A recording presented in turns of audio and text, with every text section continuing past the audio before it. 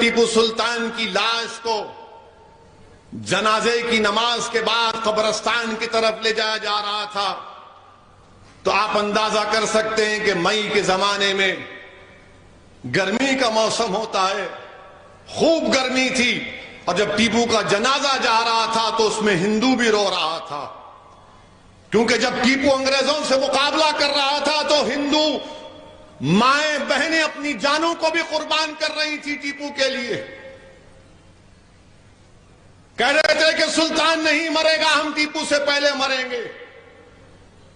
जब टीपू का जनाजा जा रहा था तो मौर्रिख लिखता है कि गर्मी इतनी शिद्दत की थी कि सन्नाटा था, लोग रो रहे थे, कोई अपने बालों को खींच रहा था। और जब टीपू को दफनाने के बाद अंग्रेजों ने अपनी बंदूकों से टीपू को सलामी देने के लिए हवा में फायरिंग की, तो मौर्रिख ने लिखा कि कुदरत ने एक अजीब मंजर पेश किया कि आसमानों से बिजली कड़कना शुरू हो गई। आसमान टीपू की शहादत पर रो रहा था, इतनी बिजली कड़क रही थी कि अंग्रेजों की बंदूकों की गोलियों की आवाज उन बिजलियों के सामने खत्म हो गई। मौर्रिख ने लिखा कि गोया आसमान भी टीपू की शहादत पर रो रहा था। क्या मौर्रिख यह लिखता है कि जब केरला में खवातीन अपने छातियों पर कपड़ा नहीं पहनती थी तो किसने कहा कि छातियों को कपड़ा पहनना पड़ेगा? टीपू ने कहा था। टीपू ने क्या कहा था कि अगर मर्द अगर ऐसा करते, बताया गया नहीं करते, तो कहा कि खवातीन को भी अपने छातियों को कवर करना पड़ेगा। इंसानों की बलि दी जाती थी, टीपू ने कहा गलत है। मेरे अजीज दोस्तों और बुजुर्गों, आज ये बेवकूफ जालिम लोग टीपू को बदनाम करते हैं। 2018 में बर्तानिया में एक मशहूर और मारूफ ऑक्शन की कंपनी, हर्राज की कंपनी, उसका नाम क्रिस्टीज है, क्रिस्टीज। उन्होंने टीपू के अंगूठी हर्राज की। उसकी कीमत जब मैं पढ़ा तो ताज्जुब कर रहा था। उसकी कीमत, उस जो अंगूठी बिकी अंग्रेज पाउंड की, 1,45,000 पाउंड, 1,45,000 पाउंड की अंगूठी का टीपू की हर्राज हुई। और उस अंगूठी पर क्या लिखा हुआ था? राम का नाम लिखा हुआ था। तो क्रिस्टीज जो ऑक्शन कंपनी ने लिखा कि ताज्जुब की बात है कि एक मुस्लिम बादशाह के पास इस तरह की अंगूठी है, तो उससे क्या मालूम हुआ कि टीपू हिंदुओं के खिलाफ नहीं था, टीपू अंग्रेजों के खिलाफ था।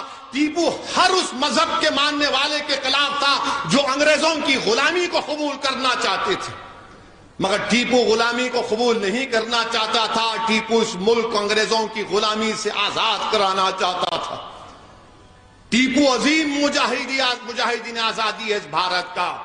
इसीलिए संविधान बनाने वालों ने टीपू की फोटो भारत के संविधान की पहली किताब में झांसी की रानी के साथ शाये की। तो जो लोग आज टीपू और सावरकर की बहस कर रहे हैं, कहां जमीन और कहां आसमान, कोई मुकाबला नहीं हो सकता टीपू से, कोई मुकाबला नहीं हो सकता। उसने अपना सब कुछ कुर्बान कर दिया था इस मुल्क को आजाद कराने के लिए। मेरे अजीज दोस्तों और बुजुर्गों, वहीं पर हमारी जंग आजादी में 26 सितंबर 1943 में नेताजी सुभाष चंद्र बोस ने इंडियन नेशनल आर्मी बनाई थी। मुसलमान नेताजी सुभाष चंद्र बोस के साथ भी थे।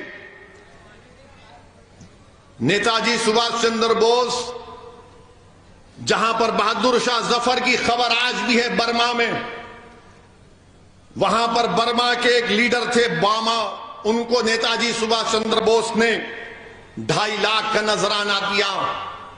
और नेताजी सुभाष चंद्र बोस ने बहादुर शाह जफर की खबर के सामने खड़े होकर तकरीर की।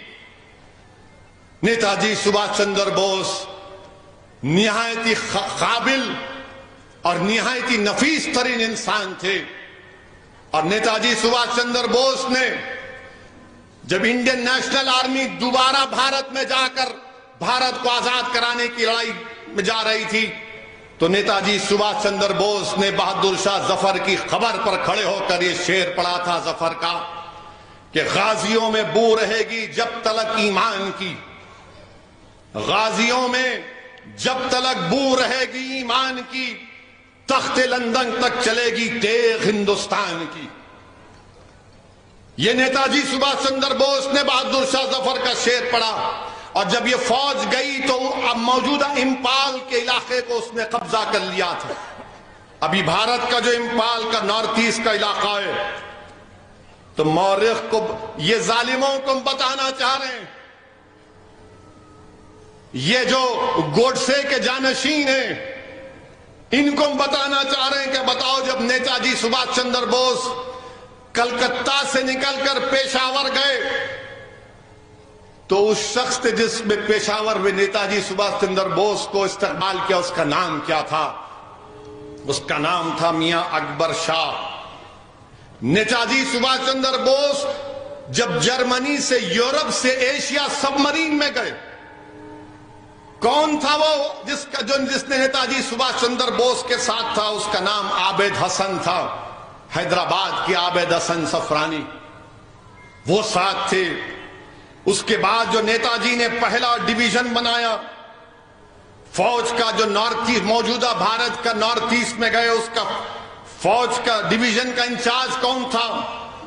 मोहम्मद जमा उसका नाम था। और किसने तिरंगा लहराया था इंफाल में? उस शख्स का नाम शौकत मलिक था। नेताजी सुभाष चंद्र बोस जो आखिरी मर्तबा प्लेन में बैठ कर गए, उसके बाद नेताजी किसी को दुनिया में नजर नहीं आए।